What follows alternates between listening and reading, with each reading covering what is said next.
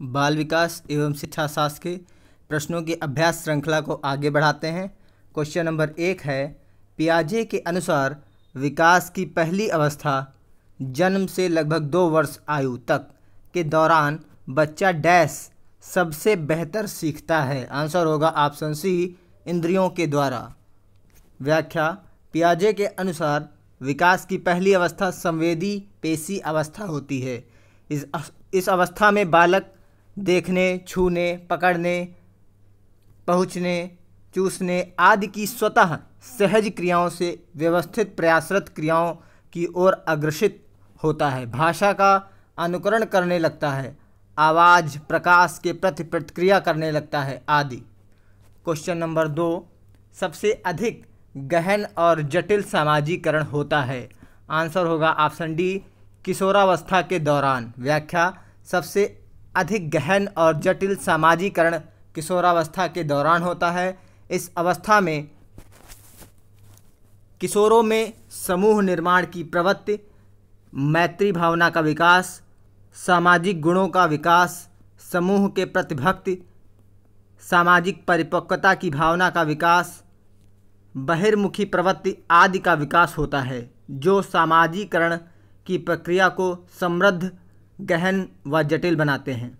Question number 3, आनुवंशिकता को dash सामाजिक संरचना माना जाता है। आंसर होगा ऑप्शन बी, स्थिर। आनुवंशिकता को स्थिर सामाजिक संरचना माना जाता है। व्याख्या, वंशानुक्रम या आनुवंशिक गुण प्रत्येक व्यक्ति को अपने माता पिता से प्राप्त होता है, जो कि स्थिर होता है। वातावरणीय प्रभाव से इन गुणों को दिशा व दशा मिलती है, इसलिए वातावरण सामाजिक संरचना का गत्यात्मक पहलू है, जबकि वंशानुक्रम स्थिर पहलू है।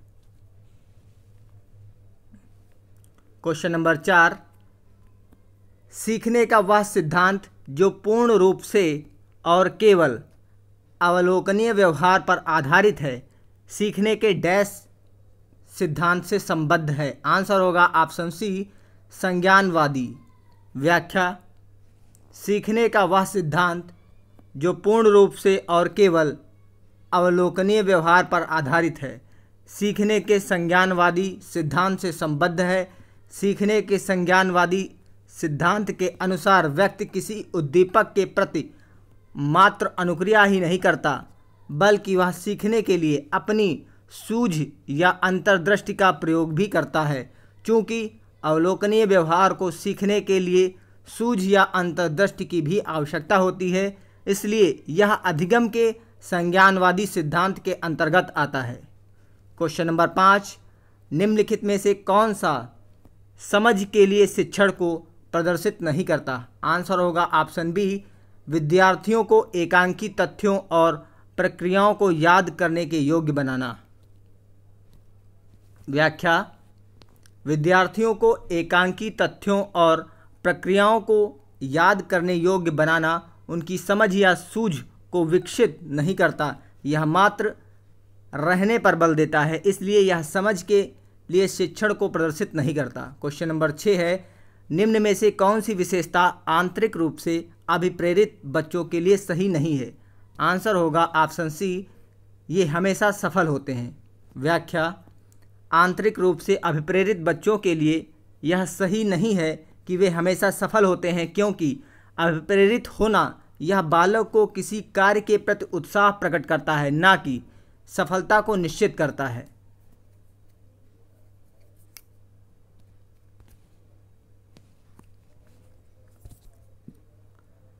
क्वेश्चन नंबर 7 है, एक शिक्षिका अपनी कक्षा को प्रतिभाशाली बच्चों की योग्यताओं की उपलब्धि चाहती है।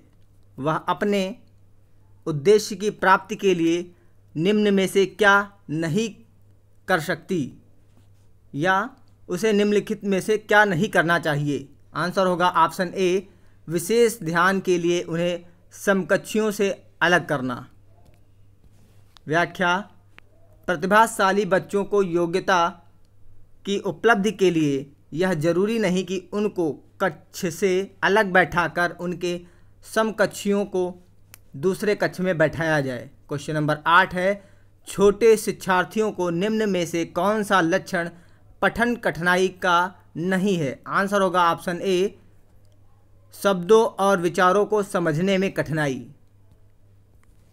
व्याख्या, छोटे शिक्षार्थियों के पठन के लिए यह कठिनाई नहीं है कि वे शब्दों और विचारों को समझने में कठिनाई हो रही है। क्वेश्चन नंबर 9, शिक्षार्थियों का आत्म नियम डैश की ओर संकेत करता है? आंसर होगा ऑप्शन सी, अपने सीखने का स्वयं पर्यवेक्षण करने की उनकी योग्यता।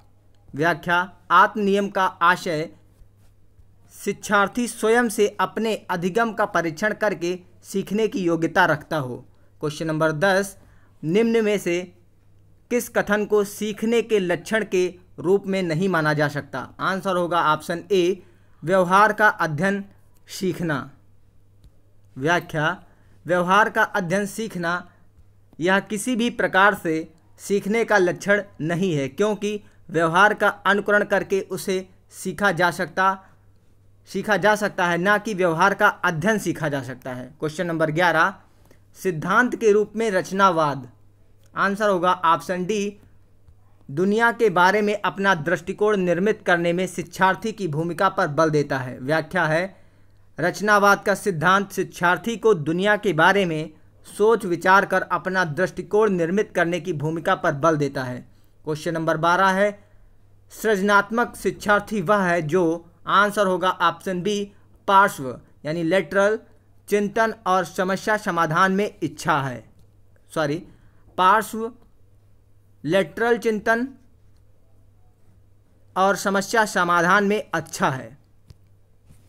व्याख्या, सृजनात्मक शिक्षार्थी वह है जो लेटरल चिंतन और समस्या समाधान में अच्छा हो। क्वेश्चन नंबर 13, अवधारणाओं का विकास मुख्य रूप से डैश का हिस्सा है? आंसर होगा ऑप्शन डी, बौद्धिक विकास। व्याख्या, अवधारणाओं का विकास मुख्य रूप से बौद्धिक विकास का हिस्सा है, क्योंकि किसी भी अवधारणा को सोचने के लिए उसकी छवि मस्तिष्क में बनानी पड़ती है, जिससे उसके बारे में सोच कर अपनी अवधारणा प्रकट की जा सके। क्वेश्चन नंबर 14, व्यक्तिगत शिक्षार्थी एक दूसरे से डैश में भिन्न होते हैं? आंसर होगा ऑप्शन डी, विकास की दर। व्याख्या, वैयक्तिक विभिन्नताओं का सिद्धांत कहता है कि प्रत्येक बालकों व बालिकाओं के विकास का अपना एक स्वयं का स्वरूप होता है। इनके सामाजिक, शारीरिक, मानसिक आदि का विकास दर भिन्न भिन्न होता है, इसलिए समवयस्कों में भी वैयक्तिक विभिन्नता होती है। क्वेश्चन नंबर 15, बच्चे के उचित विकास को सुनिश्चित करने के लिए उसका स्वास्थ्य, शारीरिक विकास एक महत्वपूर्ण आवश्यकता है।